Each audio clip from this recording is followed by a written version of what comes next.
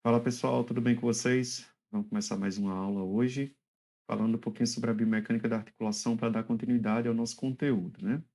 Essa aula eu estou fazendo de um formato diferente. Eu queria muito que vocês já tenham lido o capítulo sobre biomecânica da articulação. Esse capítulo que eu vou mostrar agora nessa aula, tá? É importante que vocês tenham lido para poder vocês se apropriarem melhor do conteúdo dessa forma. Então, se você ainda não leu o capítulo, dá uma pausa aqui, volta lá para o texto, dá uma lida no capítulo todo, depois a gente se encontra aqui novamente, tá bom? Vou dividir essa aula em quatro partes, desculpa, falando um pouquinho rápido sobre a arquitetura da articulação e algumas particularidades anatômicas que dá uma característica biomecânica para essas articulações. Em seguida, a gente vai falar um pouquinho sobre a estabilidade articular, depois flexibilidade articular e finalizando algumas técnicas para aumentar essa flexibilidade articular. Essas técnicas a gente pode apresentá-las em forma prática depois numa aula, para que a gente possa ter prioridade, perceber os detalhes da evolução biomecânica que a gente pode ganhar, tá bom? Durante os tratamentos, obviamente. Bom, iniciando então, vamos começar capítulo 5 do livro de Susan Hall, tá? Biomecânica Básica. Esse capítulo é Biomecânica das Articulações. Para começar, eu gostaria de falar um pouquinho sobre essas arquiteturas articulares. É, Existem vários tipos de articulações, vários formatos de articulações diferentes no nosso corpo, né? E dentre elas nós temos alguns tipos articulares que se classificam entre articulações que são imóveis, articulações que são pouco móveis e as articulações que são móveis, né? Que são móveis, que dá essa amplitude de movimento e essa capacidade do corpo se mexer. Dentro das articulações imóveis, a gente tem uma certa discordância entre os autores em relação se elas são realmente imóveis. Essa classificação de dizer que ela não se mexe de forma alguma, a gente já vê alguns autores relatando que é possível sim mexer, inclusive as estruturas cranianas. Dentro dos estudos da osteopatia, o pesquisador e o médico chamado Sutherland, ele descreveu e criou a osteopatia craniana, que é literalmente fazer a manipulação dos ossos do crânio. Ou seja, aquelas suturas que eram ditas como completamente imóveis, que depois de fundida ela não se mexe mais, a gente, dentro dessa osteopatia craniana, ele caracterizou pequenos movimentos que podem ser percebidos dependendo do treino e da capacidade de sensibilidade do terapeuta. Tá joia? Então a gente vai ver aí articulações sinartroses, que são classificadas ali como as suturas, e as sindesmoses, que têm uma certa estabilidade, total estabilidade, por ser completamente imóvel, como diz o autor desse livro, a autora, né, que é Susan Hall. Temos também outro tipo articular, que são as articulações discretamente imóveis, que são as anfiartroses, como as sincondroses, por exemplo, e as sínfises. Dentro das sincondroses, a gente pode dar a esternocostais, por exemplo, e as lâminas epifisárias dos ossos, antes da ossificação, obviamente, dentro da classificação óssea em crianças, né? Assim como as sínfises que a gente vê, a sínfise púbica, por exemplo, as articulações vertebrais, elas são articulações que são discretamente móveis, ou seja, elas têm uma certa quantidade de movimento que alguns autores até discordam quando fala sobre essa mobilidade articular, tá? Se é grande, se é percebida, se não é percebida, enfim. Sabe-se que ela se mexe. Porém, se é percebida ou não, a gente vai ver também, dependendo da sensibilidade e da capacidade técnica do terapeuta em avaliar isso aí. Essas articulações, por serem discretamente móveis, apresentam uma boa estabilidade e mobilidade bastante reduzida. E nós temos também, por último, as articulações que são móveis, né? Aquelas que se mexem de verdade, como as diartroses, as articulações sinoviais do ombro, do cotovelo, do joelho, do tornozelo. São todas articulações que possuem alguns elementos que permitem essa mobilidade para o movimento corporal, né? Da mobilidade para aquela articulação e receber aquele movimento corporal.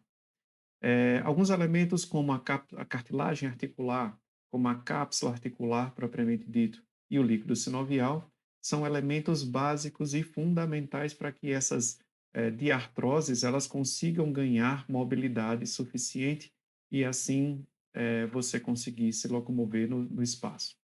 A cartilagem articular ela é uma camada protetora, né? É aquela camada que gera uma redução do impacto, uma absorção do impacto e também a produção de líquido sinovial dentro da articulação, fazendo com que aquele tecido conjuntivo, o tecido conectivo denso e branco, ele tenda a absorver cada vez mais aqueles impactos durante os movimentos.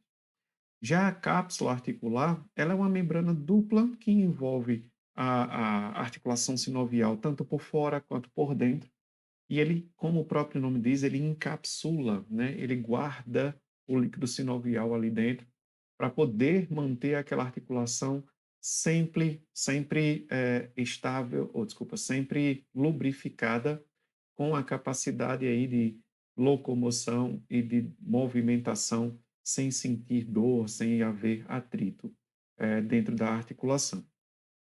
Como o próprio nome diz, como a gente estava falando agora há pouco, o líquido sinovial, ele é um líquido claro, discretamente amarelado, e que ele lubrifica aquele interior da cápsula articular, fazendo com que melhore o deslizamento das facetas articulares entre os dois ossos e, consequentemente, reduzindo a força de atrito entre os dois ossos.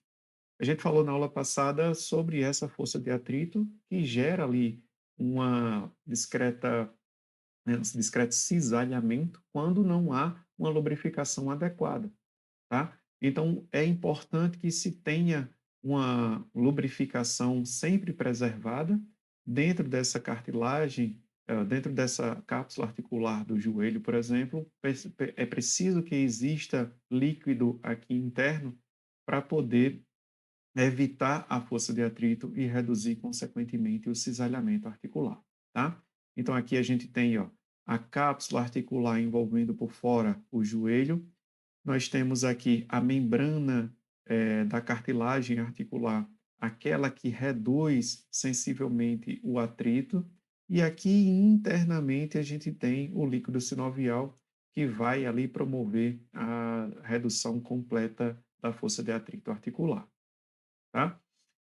Nós temos, então, vários tipos articulares, né? Essas articulações esferoides, elipsoides, articulações que são trocoides, mas são todas características anatômicas que vocês devem ver isso no livro de anatomia, né?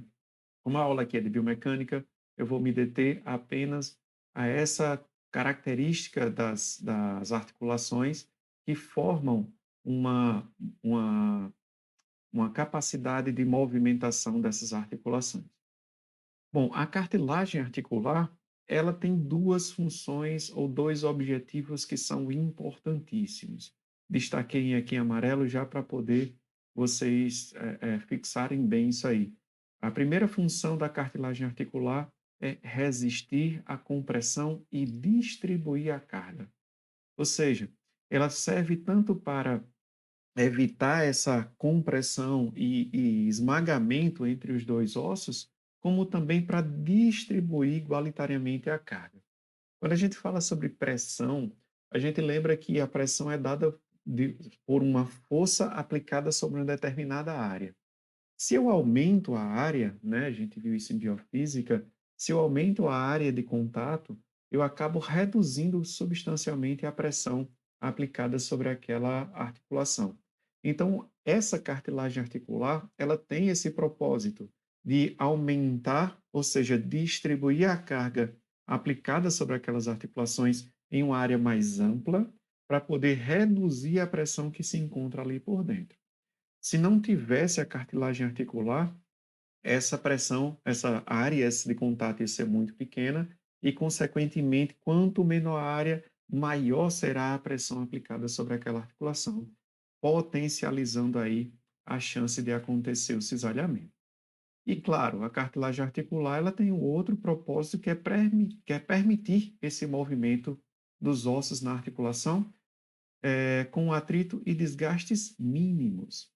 Daí, patologias como artrose, por exemplo, que promove o desgaste dessa cartilagem articular, ele provoca um aumento do atrito e, consequentemente, desgasta muito mais a articulação.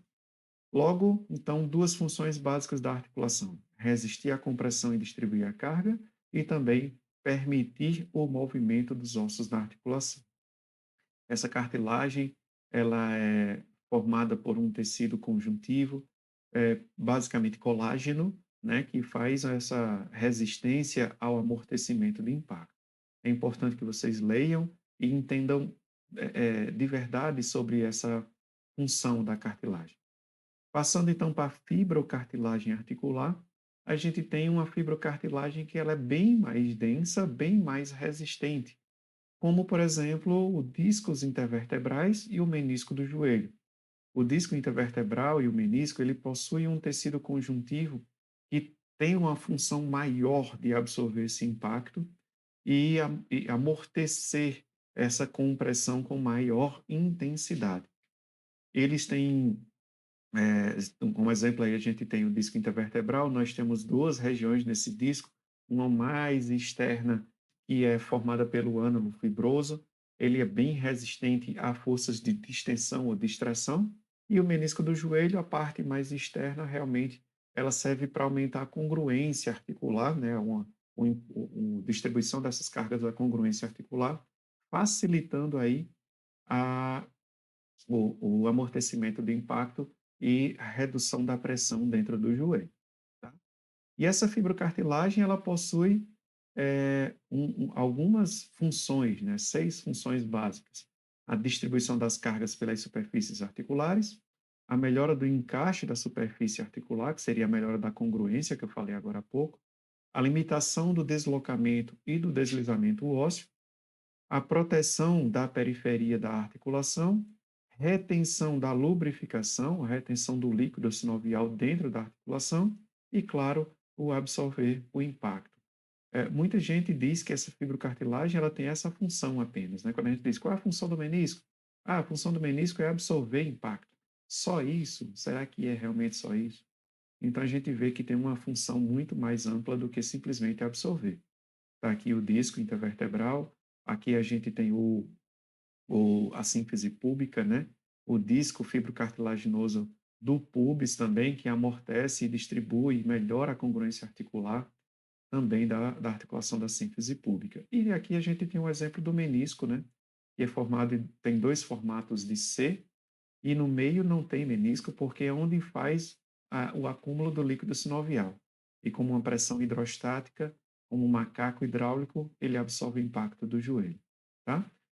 Enfim, minha gente, dentro dessa característica da, da articulação, características que as articulações têm, essas são as funções bases, mas aqui é importante que vocês tenham noção do todo e que leiam o capítulo como um todo. Vou passar aqui para estabilidade articular e falar sobre algumas características dessa estabilidade para que a gente possa se apropriar melhor sobre esse conteúdo. Segundo vídeo, a gente se vê.